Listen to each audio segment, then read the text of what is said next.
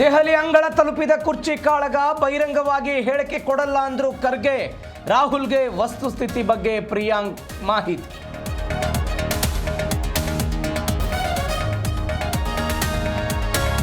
CM DCM ವರಿಷ್ಠರ ಮಾತಿಗೆ ಬದ್ಧ ಅಂದಿದ್ದಾರೆ. ಎಲ್ಲರಿಗೂ ಮಂತ್ರಿಗಳಾಗಬೇಕೆಂಬ ಆಸೆ ಇರುತ್ತೆ. ಬೆಂಗಳೂರಿನಲ್ಲಿ ಶಾಸಕ ಲಕ್ಷ್ಮಣ್ ಸವದಿ ಹೇಳಿಕೆ.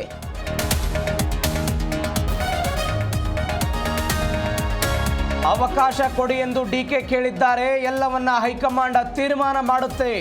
ಮಂಡ್ಯದಲ್ಲಿ ಕೃಷಿ ಸಚಿವ ಚಲುವರಾಯಸ್ವಾಮಿ ಹೇಳಿಕೆ.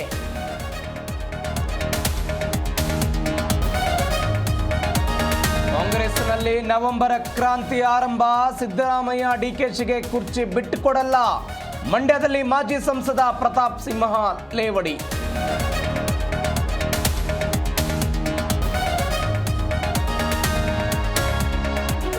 ಭತ್ತ ಮೆಕ್ಕೆಜೋಳ ಖರೀದಿ ಕೇಂದ್ರಕ್ಕೆ ಆಗ್ರಹ. ಕಾಂಗ್ರೆಸ್ ರೈತರ ಸಂಕಷ್ಟಕ್ಕೆ ಸ್ಪಂದಿಸುತ್ತಿಲ್ಲ. ದಾವಣಗೆರೆಯಲ್ಲಿ ವಿಜಯೇಂದ್ರ ವಾಗ್ದಾಳಿ.